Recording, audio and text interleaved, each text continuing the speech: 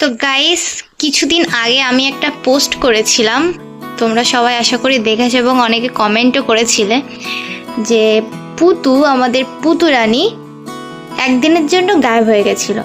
মানে একটা রাত্রে চলে গেছিল, পরের দিন টোটালি সে আসেনি বাড়িতে, আবার নেক্সট দিন সকালবেলা সে দেখি হাজির।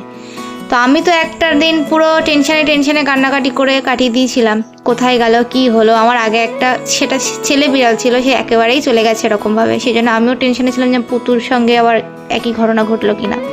তো যাই হোক, পুতু তো চলে আসলো, আমি তো খুশি।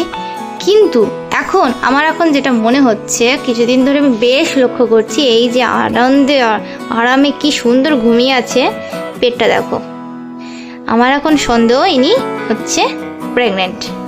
আমাদের পুতু রানী ফার্স্ট টাইম মা হওয়ার স্বাদ পেতে চলেছে। তো এখন বুঝতে পারছি ওই দিন গায়েব হওয়ার কারণটা কি ছিল। তোমরা আশা করি বুঝতে পারছো, আমার আর খুলে কিছু বলতে হবে না। তা ভাই যাবি যা, তা একটু বলে কয়ে করতে হয়। তো যাই হোক, আমাদের 2 ছেলে 1 মেয়ে, একটা মাত্রই মেয়ে, যা করেছে ভুলবশত করে ফেলেছে, এখন কি করা যাবে, মেনে নিতে হবে। তো যাই হোক, পুতুর বাচ্চার বাপকে আমরা জানি না, এখনো পর্যন্ত জানতে পারিনি। হওয়ার পরে যদি একটু গায়ের কালার টালার দেখে বুঝতে পারি না আমাদের চিঙ্কু নাকি বাইরের অন্য কোনো মিঙ্কু টিঙ্কু রিঙ্কু যাই হবে। তো যাই হোক, মেনে নিতে হবে, কিছু করার নেই। আজকালকার দিনের বাচ্চারা, বুঝতে তো পারছেন, ঘরে ঘরে একই ঘটনা লেগে আছে।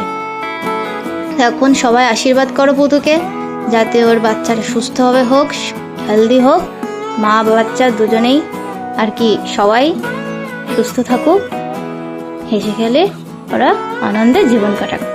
তো ঠিক আছে, আজকে এই পর্যন্ত। Thank you all. দেখা হবে নেক্সট ভিডিওতে। পুতুর বাচ্চা হলে আবার দেখা হবে তোমাদের সাথে।